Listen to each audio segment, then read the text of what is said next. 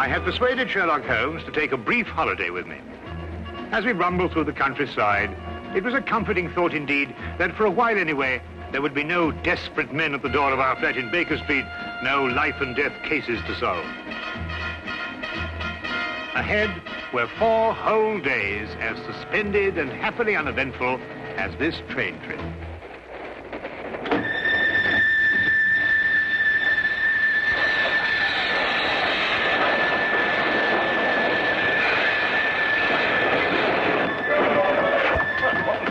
Hello, let's look. See anything? Not a thing. Well, I hope we haven't hit anything. We must be doing 30 miles an hour. Oh, we're doing more than that, I think, Watson. I thought you were asleep, Holmes. Well, not really. I was thinking about that Parkinson axe murder. You know, that unfortunate business in South Africa. And I was wondering... what? You are on holiday. Oh, yes. Yes, of course. Quite right, Watson. Quite right. Mr. Holmes?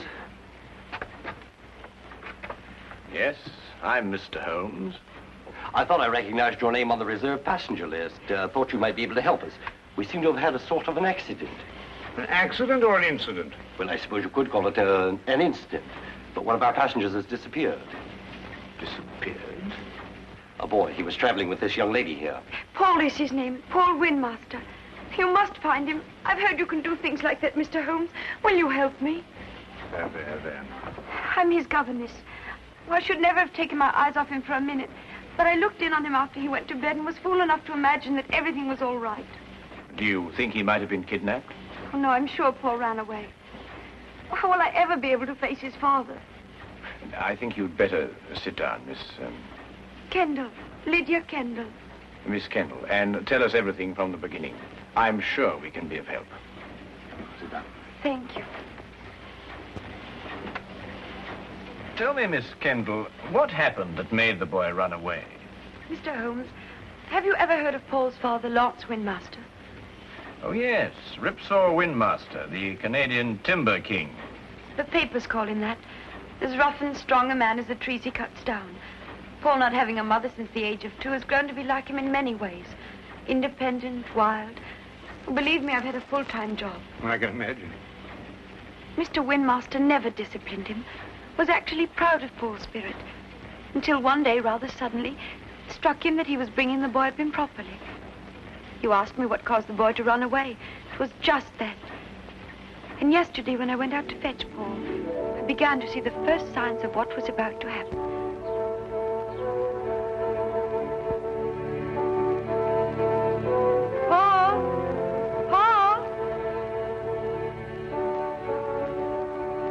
You'll have to come home now and get dressed. We're all packed and ready to go. Yes, Miss Kendall. Hurry now, we can't miss the train.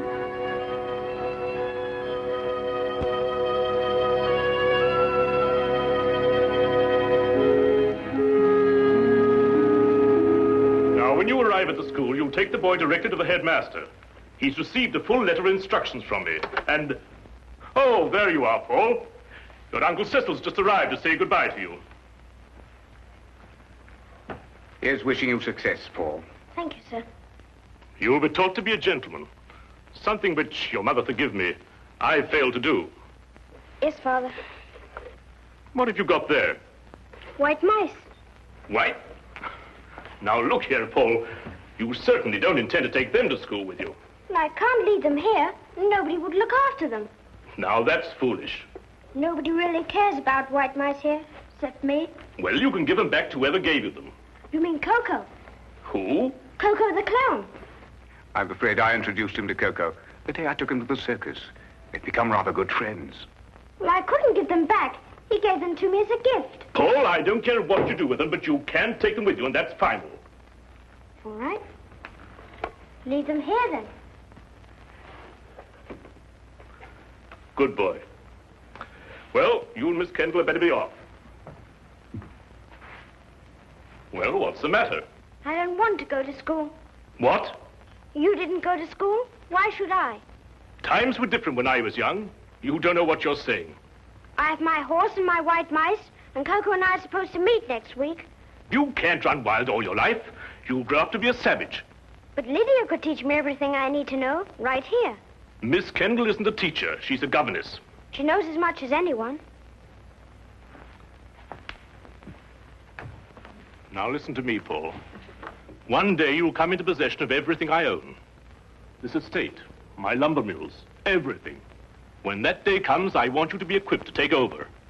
Well, I don't have to go to school for that. And I don't have to wear a tie and jacket either. You'll wear a tie and jacket and you'll like it. And you're starting to school right now. Put me down! I don't want to go to school! I'll run away! Put me down! I'll run away! Well, Miss Kendall, are you coming? Put me down!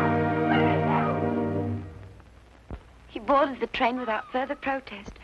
The truth is, his attitude seemed to have undergone quite a change. By the time we started out, he behaved almost as if he were looking forward to going to school. But of course, the whole thing was a ruse to put me off my guard. You said before you saw the boy after he went to bed. Now, what time was that? About 8. And what time did you find that he was missing? About an hour later, I heard a thud coming from his compartment and went to investigate. His door was locked from the inside, and I had to get the conductor here to open it for me. How he got out, I don't know, but he was gone. And of course you searched the whole train after that. Oh, every inch of it with the conductor here. I decided to stop the train when we couldn't find him. Oh, conductor, I believe there's a steep gradient just a few miles beyond Darcy. Yes, there is. Now, how slowly would the train be going at that time, do you think? Oh, about 5 miles an hour. Very slowly, sir. Well, in that case, I suggest that we borrow a cart from a farmer in the vicinity of Darcy and go back and search that area. Yes, sir. I'll take care of it immediately, sir. What was the number of the boy's compartment? 37. Well, Dr. Watson and I'll take a look at it. No, there's no need for you to come with us. I think you'd better stay here and rest. Now, you mustn't worry. Small boys make a habit of disappearing and reappearing.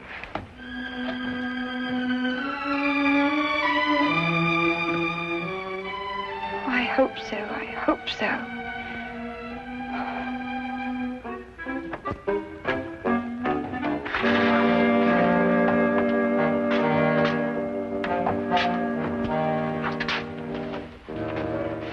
Well, you certainly simplified the search and narrowed down the area to Darcy. Here, Watson, give me a hand with this window, will you? Yes, sir. All the same, this train window. Well, that was the thud Miss Kendall heard, the sound of the window being opened before the boy jumped out. By Jove, you're right. The question is, who helped the boy open the window? Well, it took 2 of us to do it. Exactly. Good heavens, Holmes, do you mean that he must have had an accomplice? Of course he must have. Yes, but who on earth would want to help a little boy to run away? Well, when we know that, Watson, we will have the answer to the problem of the boy who didn't want to go to school.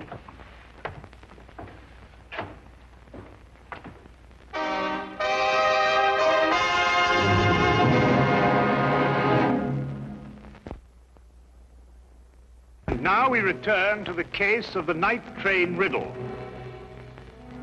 Taking Holmes' suggestion, we borrowed a cart and traced the rail line back to the upgrade near Darcy. We combed the area several times without uncovering a single clue. All of us were soon discouraged and ready to abandon the search. All of us, that is, except Holmes. We've been over this stretch 3 times already, Holmes. Yes, I know, but this is the only place where the boy could have jumped off. But we haven't got a shred of evidence, not a sight of anything, nothing at all. Look, what is it? A boy's cap. Miss Kendall, would you mind coming over here for a moment? Is that the boy's cap? Oh, yes, that's his. Then it has to be here. Look, over here. Here we are, Watson. The footprints of a small boy.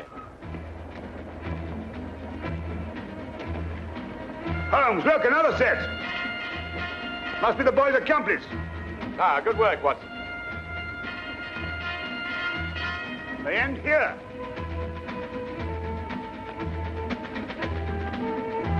Then it's quite clear what happened. Not to me. Well, they obviously boarded another train, a local, I imagine, traveling in the same direction as we were. We do pull alongside a local here, Mr. Holmes, the up train from Royal Minster. Well, how can they do that? Change trains in midstream, so to speak. Well, obviously, Watson, if both trains were traveling slowly enough. They do. It's possible, entirely possible, Mr. Holmes. Conductor, I think you'd better telegraph ahead and have them stop that train. Yes, sir. Do you think they'll find him, Mr. Holmes? Well, we are near enough to the truth, Miss Kendall, not to have to speculate anymore. We will soon know. We began a hasty return to the night express, aboard which we hoped to catch the local. Holmes insisted that time was of the utmost importance.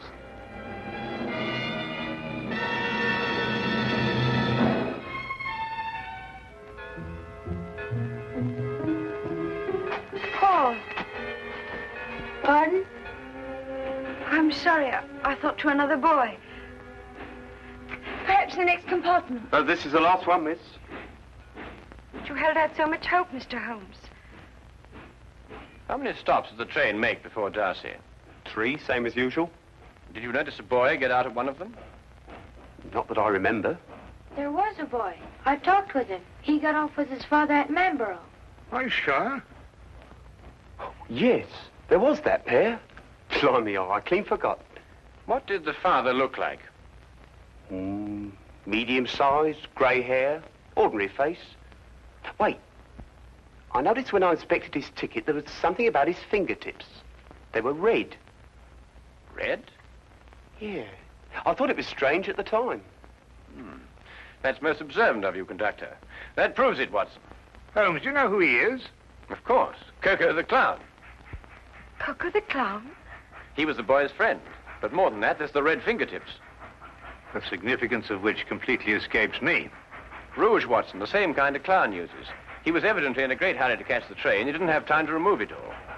Oh, if you're only right, Mr. Holmes. And unless I miss my guess, we'll find them both in Manborough now.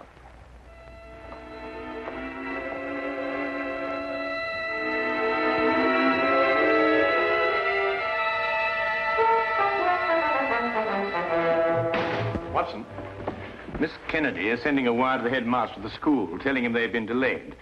As soon as she's finished, we can be off. What's the matter with you? You don't look like someone who wants to be taken to the circus. Holmes, do you realize it has taken me the last solid 3 weeks of pleading and cajoling to persuade you to take this trip? And now look where we end up, in Manborough. And don't you underestimate it. We can have a very exciting holiday here. Oh, holiday? We might as well have pitched attended Lestrade's office. I know, but we couldn't very well refuse to help them. No, we couldn't have refused to help them. But when we eventually find whoever it is who's at the bottom of this thing, please remember one thing. He's my pigeon. Don't upset yourself, Watson. As soon as we can find the boy, we can continue on our journey. Oh, I'm glad you still consider that. Well, shall we be getting along? Oh, by the way, Watson, I didn't mention it to Miss Kennedy, but I believe there's some possibility the boy may be in danger. So I don't think we ought to lose too much time. Not a very convenient place to leave luggage. Holmes! You gotta wait a minute. We've left all our bags in the train. There's no time to worry about that now, Watson. Come along. But look, Holmes, we've got everything in them for our 4 days. All right, I'll find Miss Kendall and get a carriage, and we'll meet you in the street. Now, hurry up. Right.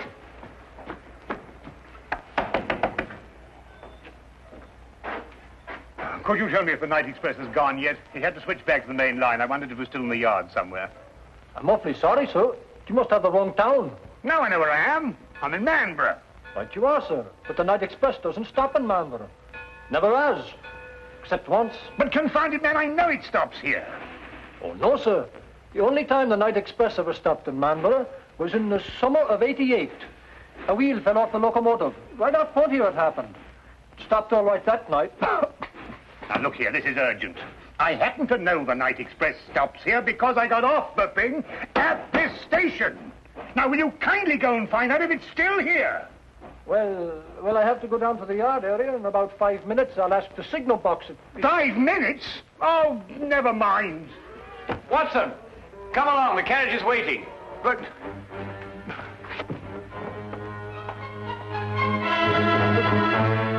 the luggage.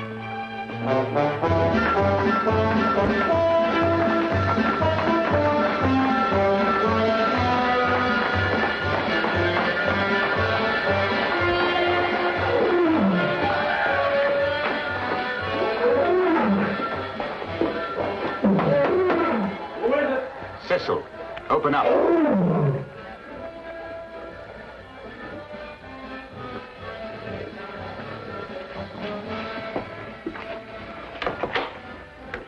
it work? We jumped off, switched trains. Ta-da! Like a couple of acrobats. Where's the boy now?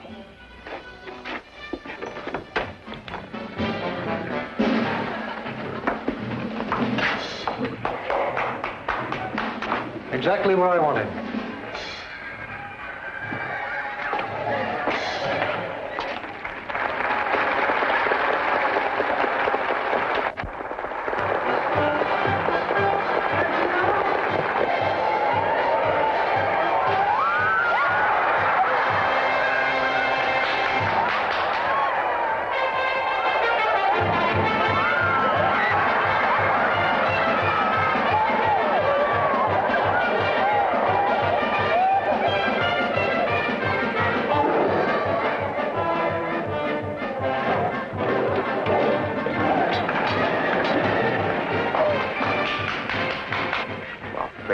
Get it over with.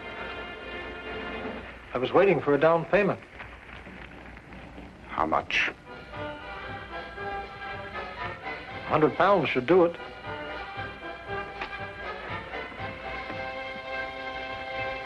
That's cheap enough to show you good faith.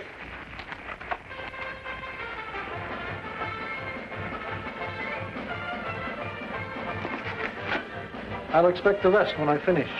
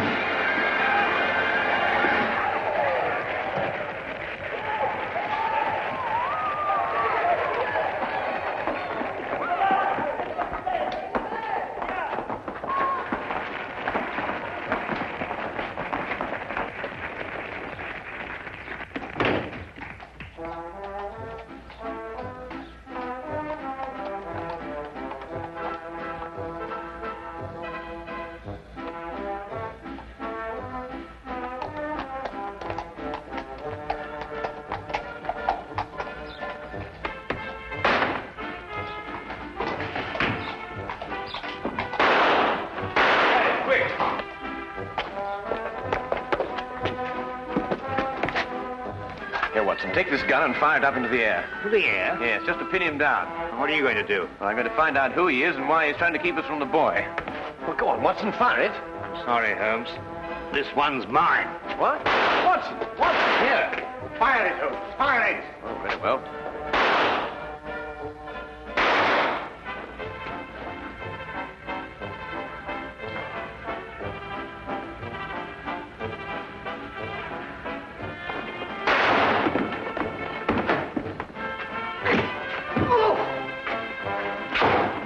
Come along, Miss Kendall. Watson, you're a fool to have taken such a risk. No, with you covering me, I couldn't miss. Get up.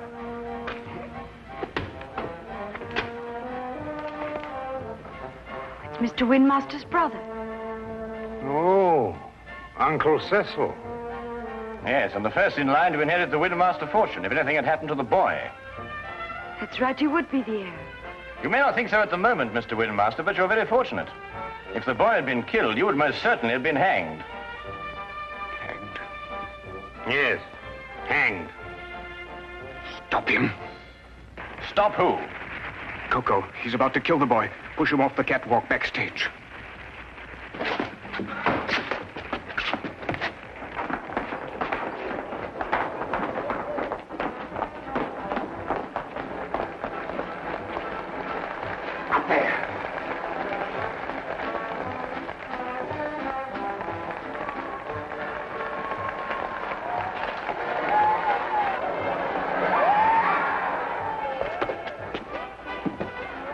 Coco?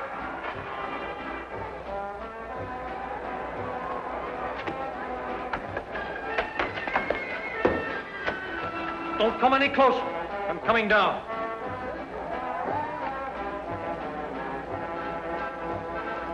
You'll never get out of here. One move to stop me and I'll kill this boy.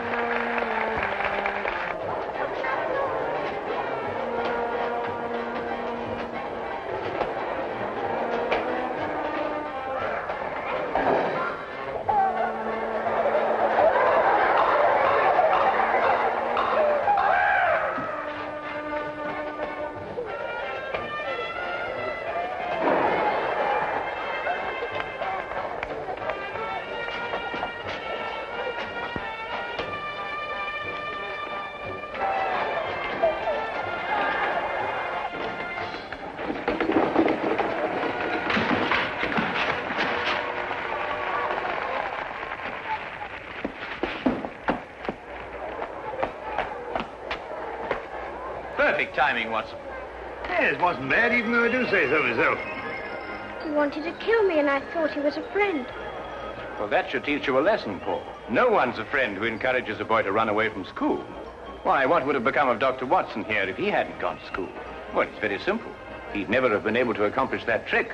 But all he did was to... In dropping that counterweight, young man, I had to know the speed of falling objects, the theory of weight and counterweight, and of stress and resistance. Now, if I hadn't studied physics, there's no telling what might have happened to you. I never thought of that. No, of course not. Well, just you think of it from now on.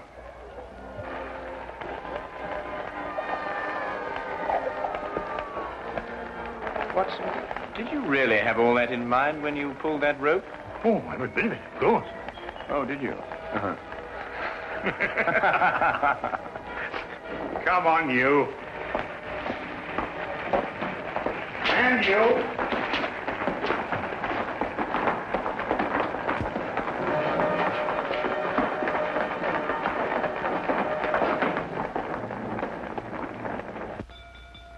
If you're looking for the time of the next London train, it will be along in 10 minutes.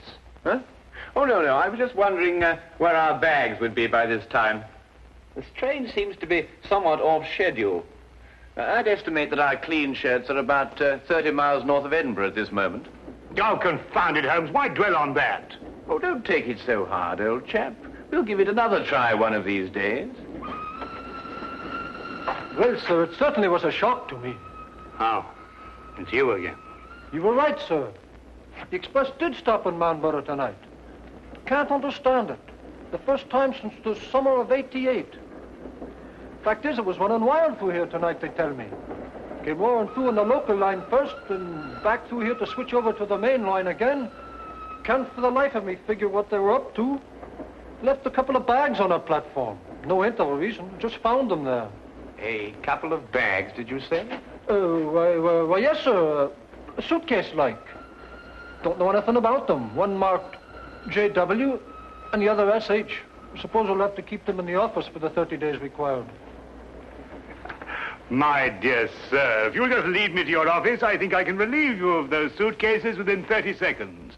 My name is John Watson. Mine will be the one marked JW. Oh, you mean, I tell you, and this here gentleman is SH? Yes. This is my friend, Samuel Higgins. Ah, well, in that case, sir, if you'll come along to the office and identify the contents, I'd be glad to get them off my hands.